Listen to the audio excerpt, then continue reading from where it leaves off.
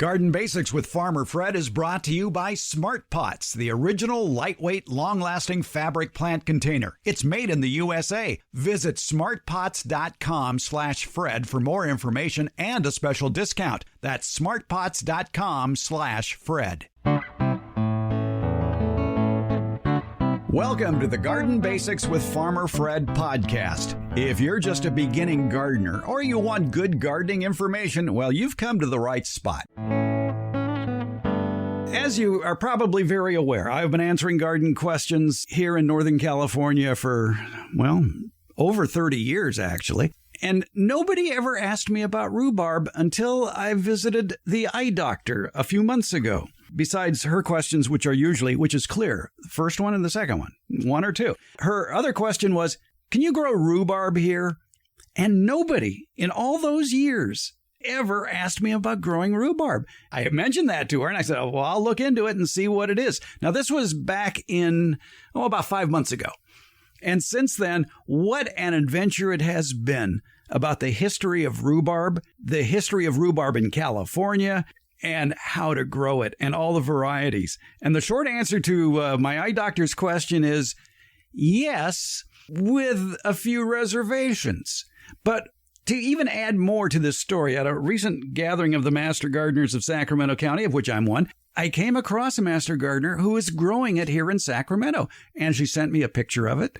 And it is gorgeous. It is growing in full sun, which we'll find out, well, that's chancy.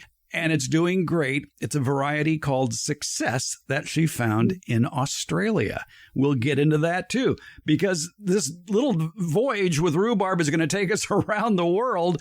It's an amazing journey, so stick around and you'll find out a lot. We're podcasting from Barking Dog Studios here in the beautiful Abutilon jungle in suburban Purgatory. It's the Garden Basics with Farmer Fred podcast, brought to you today by Smart Pots and Dave Wilson Nursery. Let's go.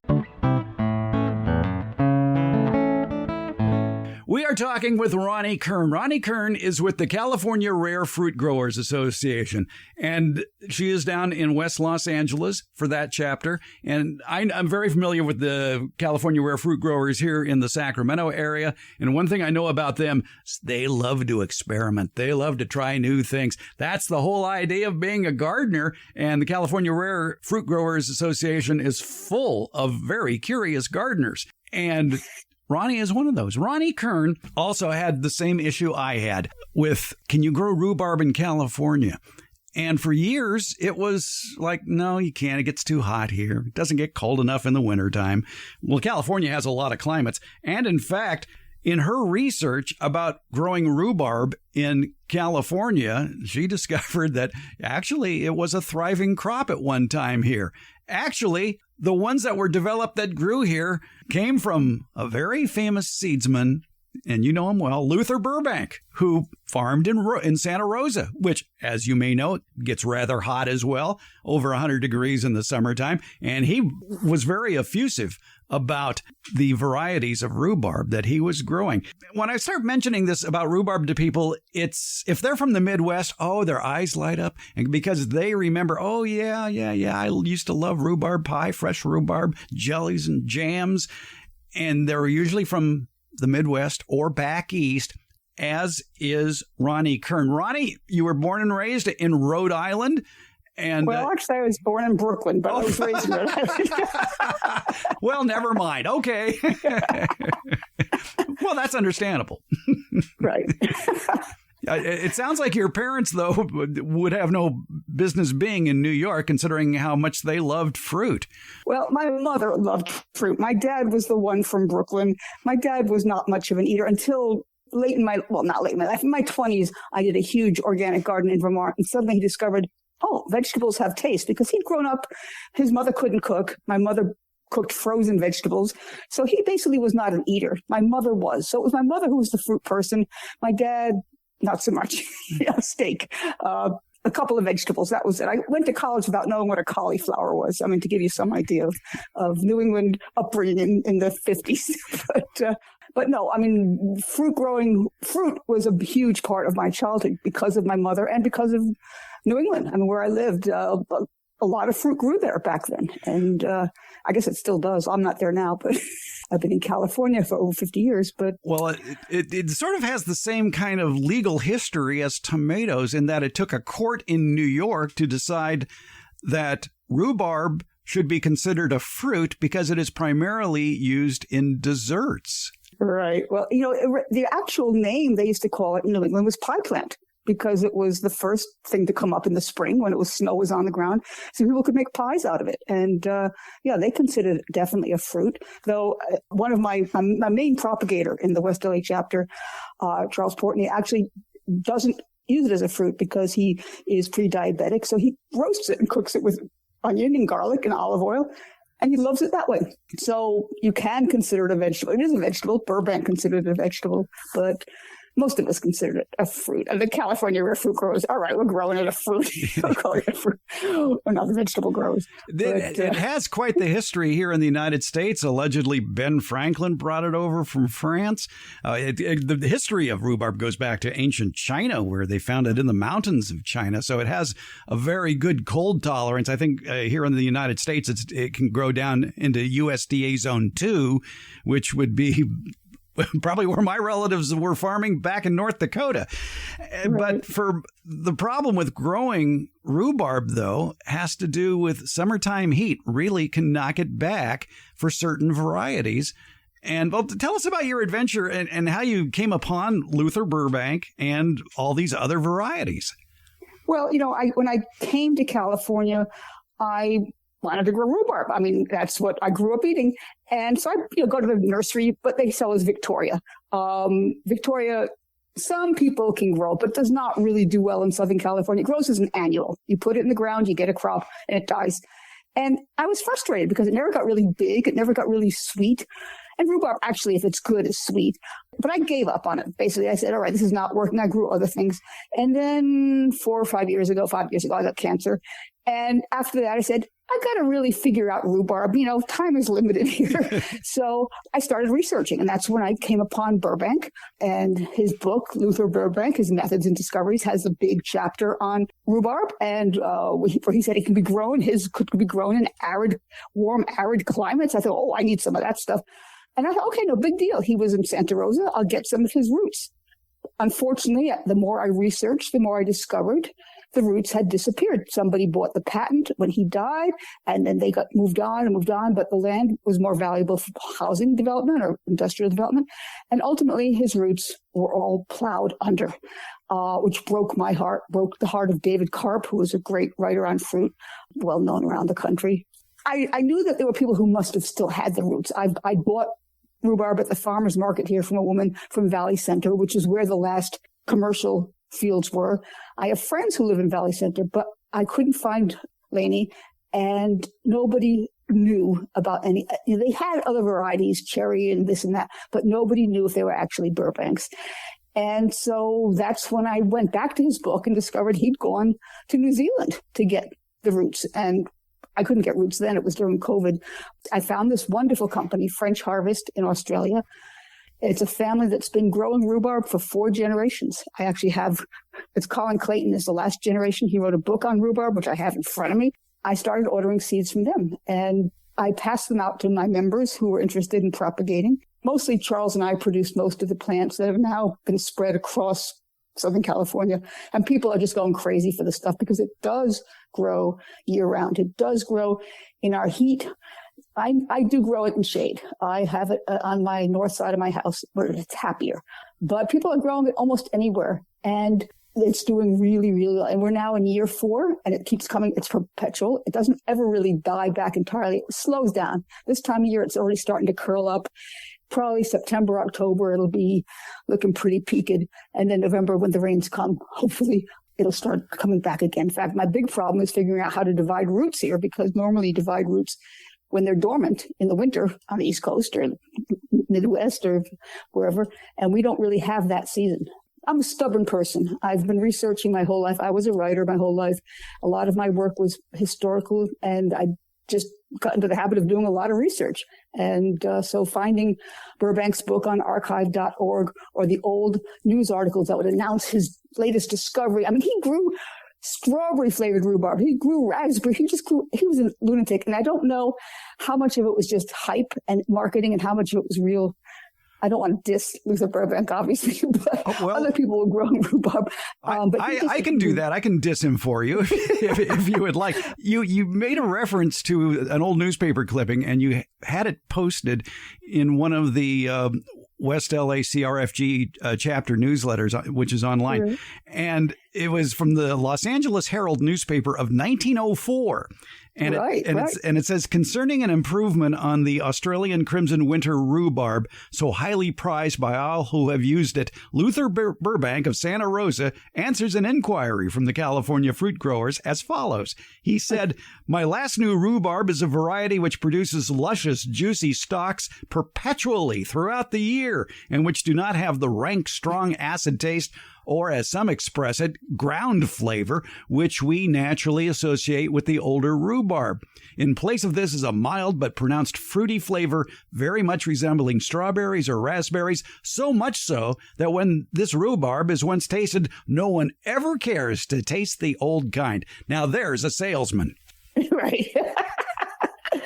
The wonderful thing about this is something called the California Digital Newspaper, whatever it's called, collection at UC Riverside. So you can find all these old California newspapers in there, including something called the Pacific Rural Press, which goes back to 1905, where they're talking about his crimson winter rhubarb, and it's coming into great prominence in California. And they were growing hundreds of thousands of acres of rhubarb at a certain time in California. They were shipping it all over the country because it was growing so well here.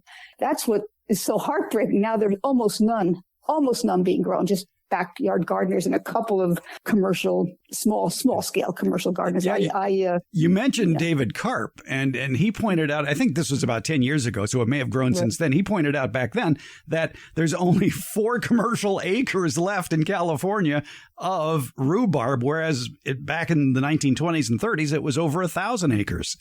Right. And, I just gave some roots of my Tina's Noble to Dominic Shaner, who's part of Shaner Farms down in Valley Center, the original place where the roots went.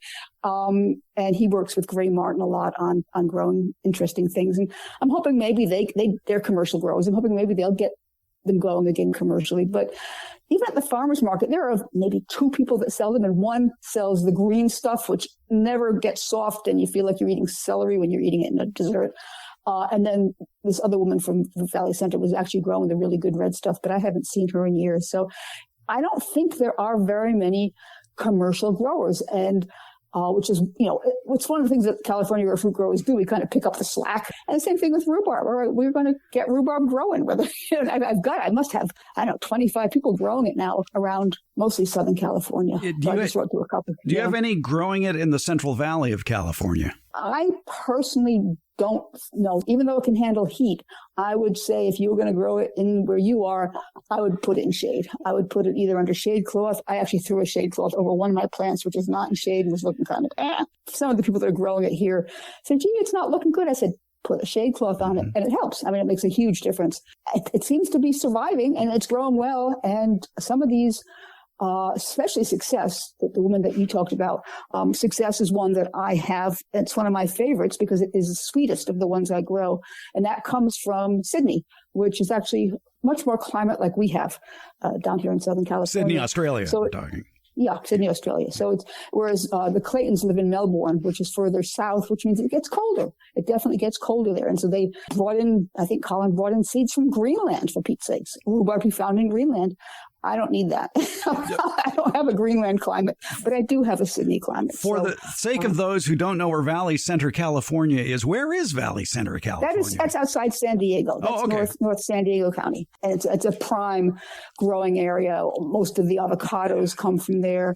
Citrus come. It's a wonderful, wonderful growing area. It's just a really good agricultural area. That's a rather impolite name then for an area that is close to Eden, calling it Valley Center.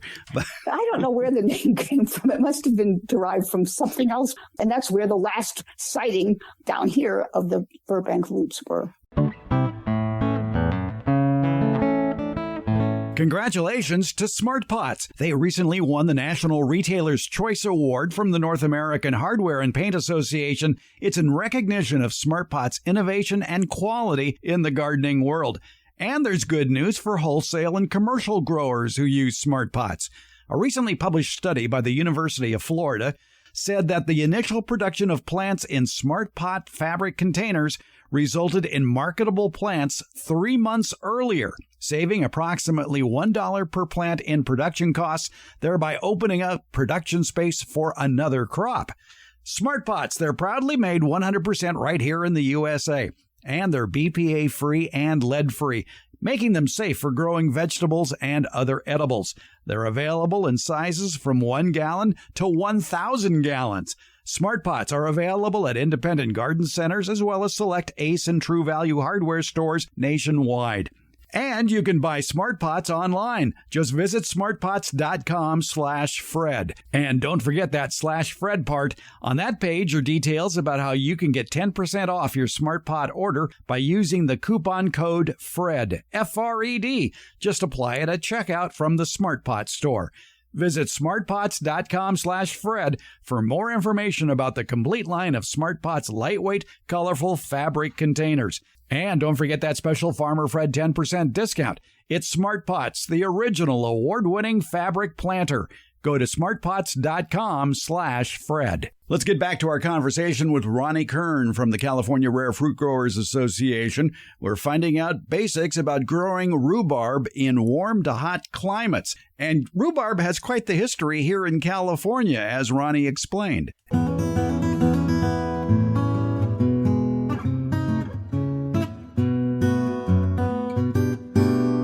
Let's go back to those Burbank roots, because you've been doing updates just about every year on the California Rare Fruit Growers website, newsletter for West LA. You always have something to add every year. And we were talking beforehand that you just discovered that if you go to Santa Rosa to the Luther Burbank Farm and Gardens, and it's in downtown Santa Rosa, they're back to selling the original roots. Well, they may be. That's what I was told. And their website seems to indicate that they have located them. Whether you can get them today, I don't know. And I've been tempted to call them and say, are you still selling them? But I haven't done that. But yes, 2 different chapter chairs have obtained them from the Burbank. Do we know what varieties are available? They just call it Burbank Perpetual. That's the name. I think it's a single variety. Even though he ultimately developed 36 varieties, these are all called just Burbank Perpetual. So I assume that they basically have found one variety, or they're not distinguishing among them. After all this time, I sometimes get sounded on the growing fruit forum for saying, I'm growing Glasscone's Perpetual, or I'm growing this one. I say, well, you're not really, because Glasscone's been dead 100 years, so Lord knows what's happened to those seeds over time. And it's true. And actually, Colin, when he sent me the seeds the first time, he said, grow them up, and if you decide to grow seeds, name them whatever you want. These are going to be your California seeds, and the ones that do best for you, name them what you want to call them, because they'll be specific to your area. Well, that brings up a very good question about what do these seeds develop as? If you buy the success seed of rhubarb, is it going to come up as success, or because it is a hybrid, it's going to be some combination of a lot of different ones? They are seedlings. They are seedlings, so they are not going to be 100% true. But I think Colin actually has some statistics in his book. I actually glanced at it this morning, and I can't. But he said basically 50% true.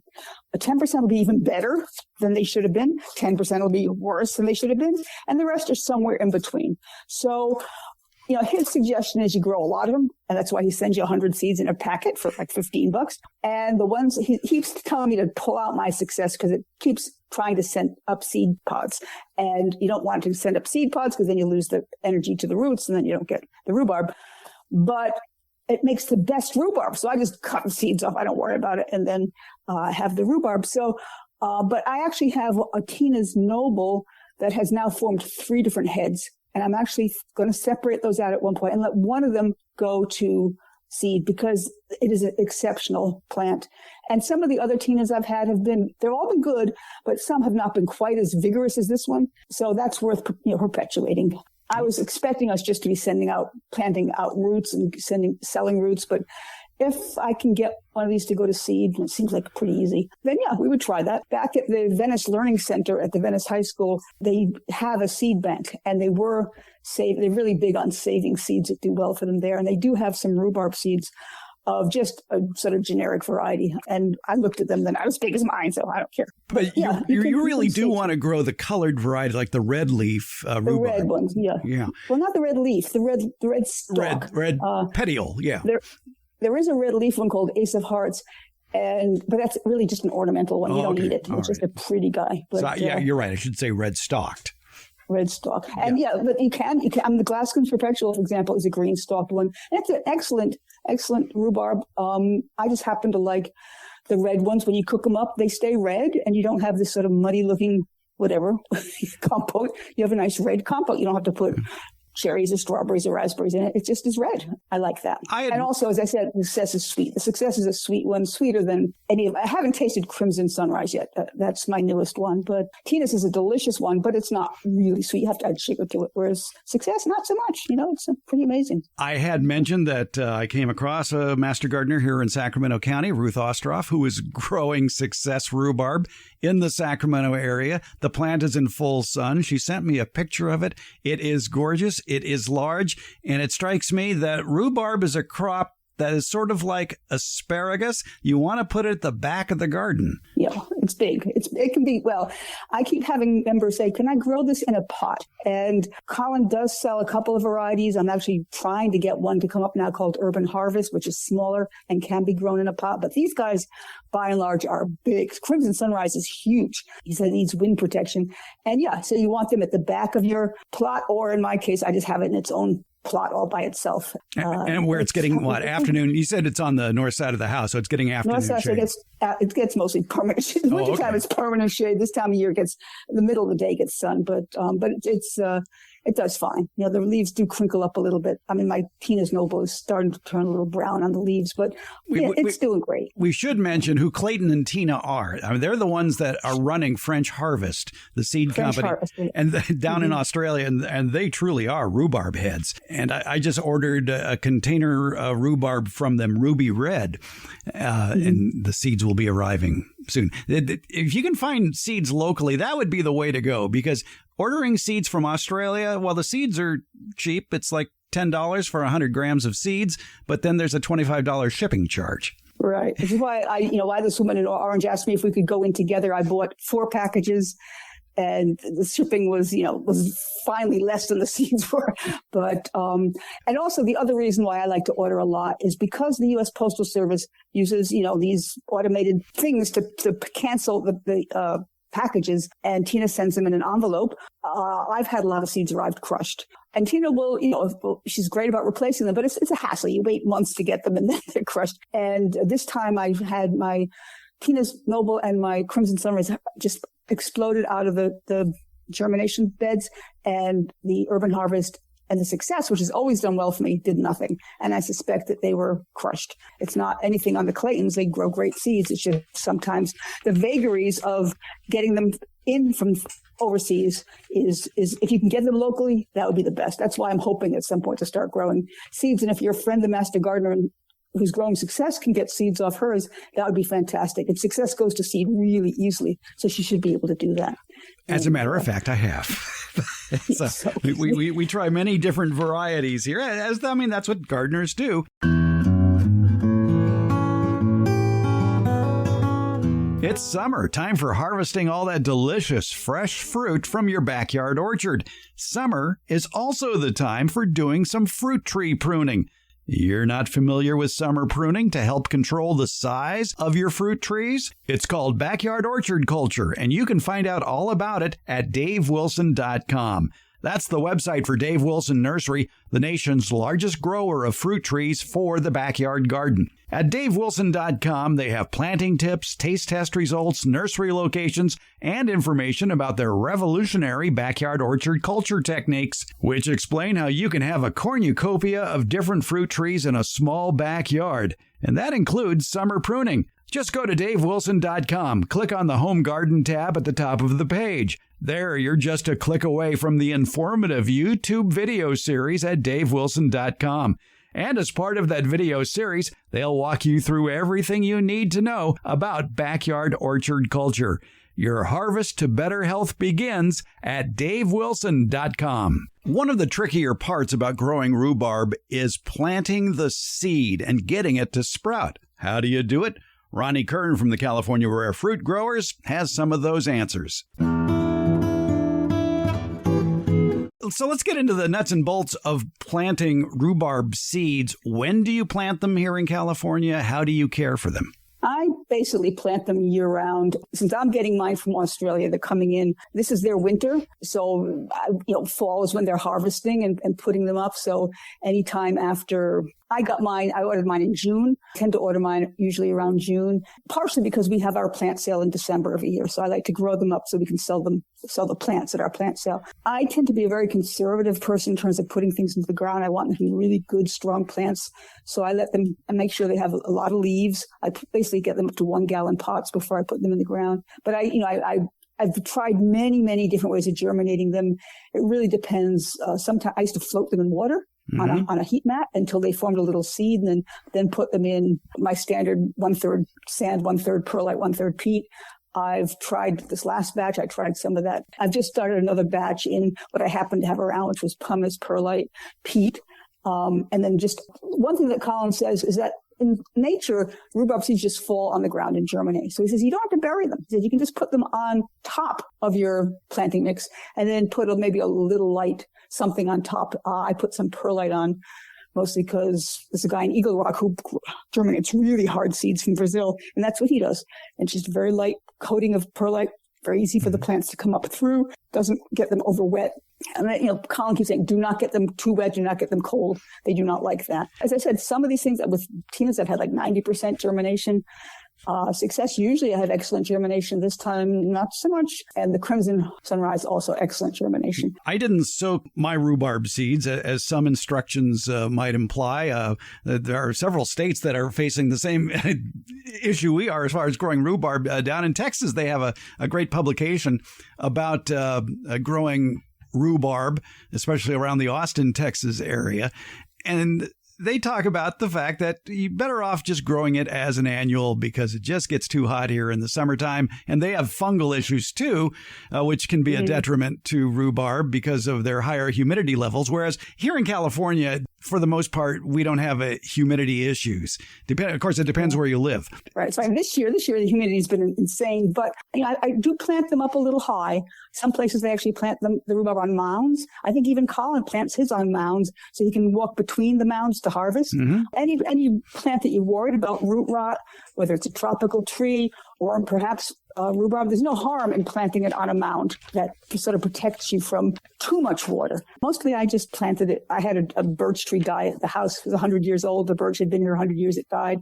I had the people who took it down, chip it, and leave it there. So the rhubarb was planted in birch chips and did very well there. So yeah, Colin points out they send a nice little piece of literature with every order of rhubarb seeds, and they mention rhubarb seed hates to be wet and cold. Rhubarb seed should not be treated like other seed. Use high-grade propagation mix. Water once when first sown, then don't water again until the seed starts to germinate in approximately 10 days. Depending upon the air temperature, if the soil becomes really, really dry, then water very lightly if absolutely necessary. I took a chance and I took some of those seeds. I had a blank spot in a raised bed that is in full sun. I scattered some seed. I put on maybe 1/8 of an inch of vermiculite on top of it, and it all germinated within 3 days. Wow, and that's the ruby red? That was the success. The success, yeah, because the ruby red, we've had a terrible time. I think the smaller the seed, the more likely it is that it's going to get crushed. These are the success from your friend or from Australia? These are the ones from Australia. I didn't have any, and I grew a second batch of rhubarb seed, the ones from the Master Gardener and the ones that are also from French Harvest. I grew them as suggested in containers, in seed starting mix, in a protected area, and they never sprouted. Yeah. But that's interesting. So the ones that you planted outside in the sun in a raised bed.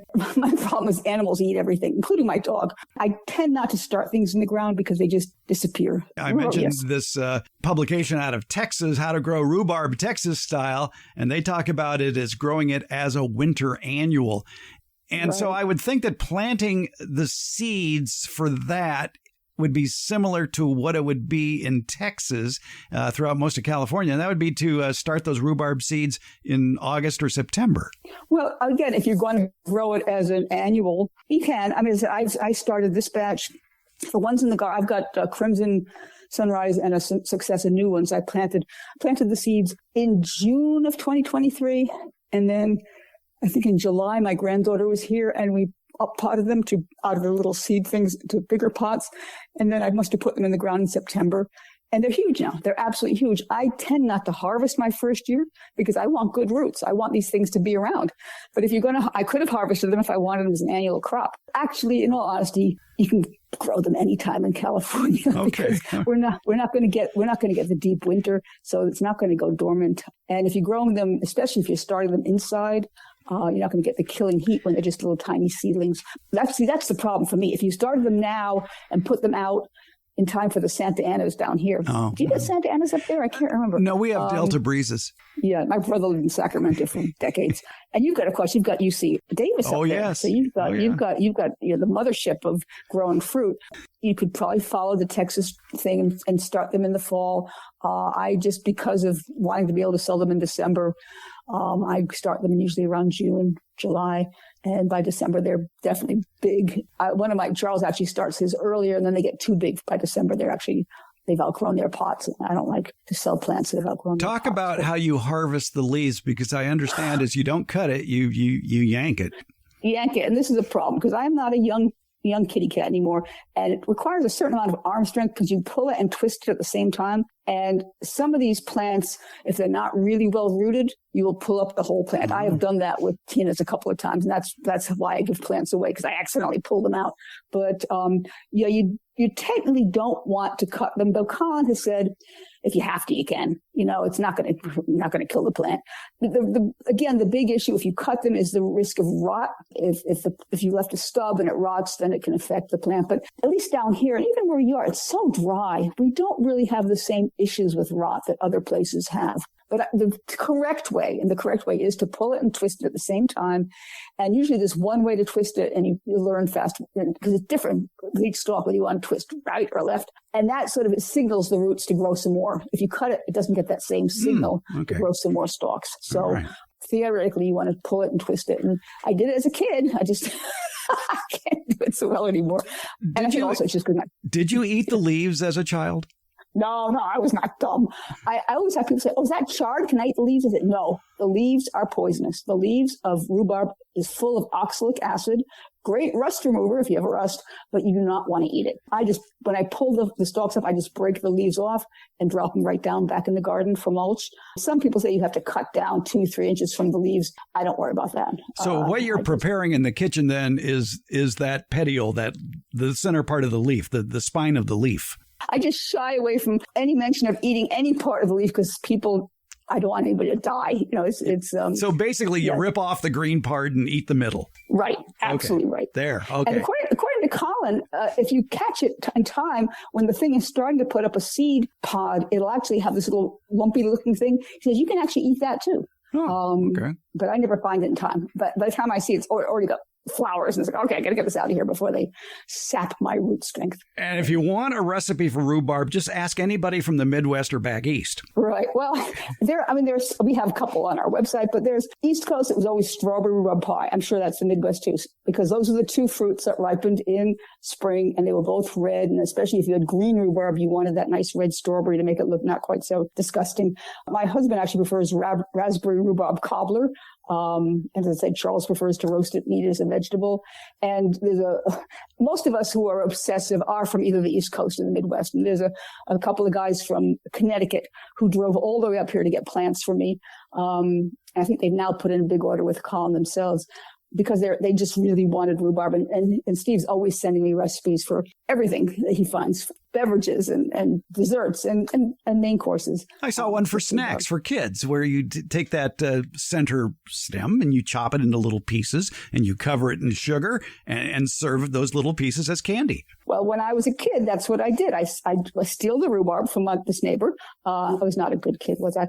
And we'd run to somebody's steps and with a holding a napkin full of sugar in our laps. We would just dip the rhubarb stem in the sugar and eat it. And that was our happiness.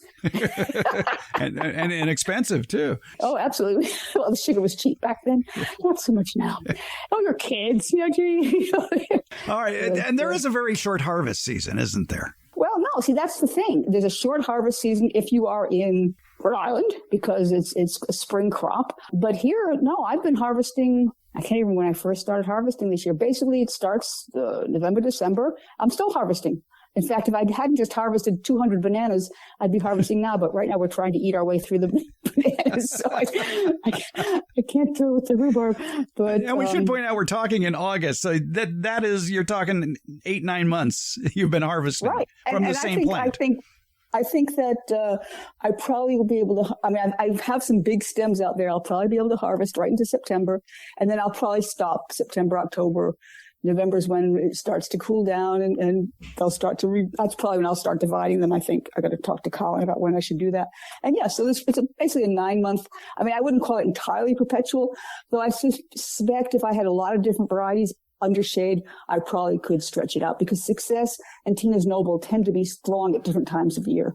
Crimson Harvest, Sunrise, I don't quite know because it's new to me, but it's looking huge and very healthy. I'm willing to see what it's going to do for me. Is all that work worth it? It's not a lot of work. The starting of the seeds is a hassle just because I'm not a seedy person. I'm not very good with little tiny things. I like to be out there digging big holes. Once you put them in the ground, they're sort of easy to take care of. They don't have bugs. We don't have the diseases. I guess people talk about the fungus. We don't have that. You give them a big, good snack at the beginning of every growing season, whether it's, as some people use manure. I don't use animal products, but I use fish bones maybe. Give them a good snack at the beginning of the growing season. That's it. And then you harvest them and you eat them and you or you cook them and eat them, depending on what you want to do. So one warning that I've seen in several places is don't overwater them. Yeah, well, you don't want them to rot. You want to water them enough that they don't look wilty. But I just have them on the same drip system as the rest of my yard. I water them the same as I water my avocado trees and my lemon trees and my banana trees. Well, my bananas are also on gray water, but everything just basically gets the same amount of water because of California. At least I don't know where you are, but down here we can only water twice a week. It's actually, of all the plants I grow, it's probably the least high maintenance because once you get the seeds up and in the ground, they do it themselves. You just have to keep an eye out for the seeds. You don't want them to go to seed. That's it. So the answer to the question, can you grow rhubarb in California, Ronnie Kern would give you a resounding yes, you can. Absolutely. Absolutely. Do not hesitate. Just give them some shade. That's the only thing I would say. Ronnie Kern is with the West Los Angeles, California Rare Fruit Growers Association. We'll have links in the notes today about where you can read her literature. And it's very enlightening. So if you have a relative from back east or you're from back east and you fondly want some rhubarb, well, get to it and start growing it. Ronnie Kern, thank you so much for all this great information. Well, thank you, Fred, for finding me. I have no idea how you did, but you do your research, that's for sure.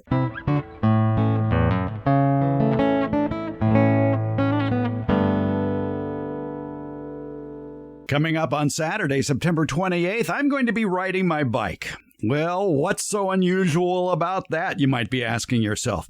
Well, September 28th is the date of the Sacramento Century Challenge. It's a 100-mile bike ride along the Sacramento River. It starts in downtown Sacramento and heads south to the Delta farmland region and then back. And yes, the 100 miles is part of the challenge, as is the bike I'm going to be riding, which is a heavy steel frame Surly Midnight Special that, by the way, it's not an e-bike, okay?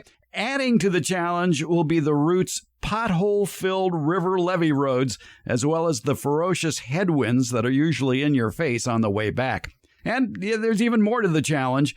I'll be helping out the Sacramento Rotary Club raise money for the Sacramento Children's Home Crisis Nursery. The Sacramento Children's Home Crisis Nursery is the only program of its kind in Sacramento County and directly prevents child abuse and neglect by supporting families with small children at times of crisis. The nursery allows parents to bring their children ages from newborn to age 5 for emergency hourly or overnight care during difficult times. The goal? Keeping families together and reducing the number of children that might enter foster care.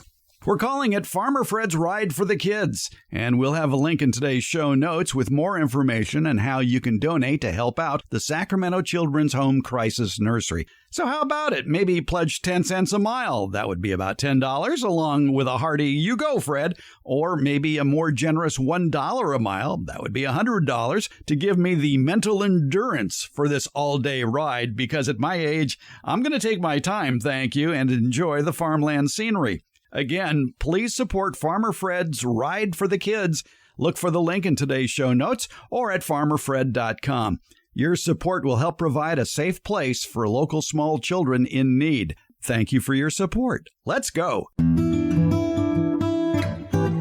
Garden Basics with Farmer Fred comes out every Friday. It's brought to you by Smart Pots and Dave Wilson Nursery. Garden Basics, it's available wherever podcasts are handed out. For more information about the podcast, as well as an accurate transcript, visit our website, gardenbasics.net. And there you can find out about our newsletter, Beyond the Garden Basics. And thank you so much for listening and your support.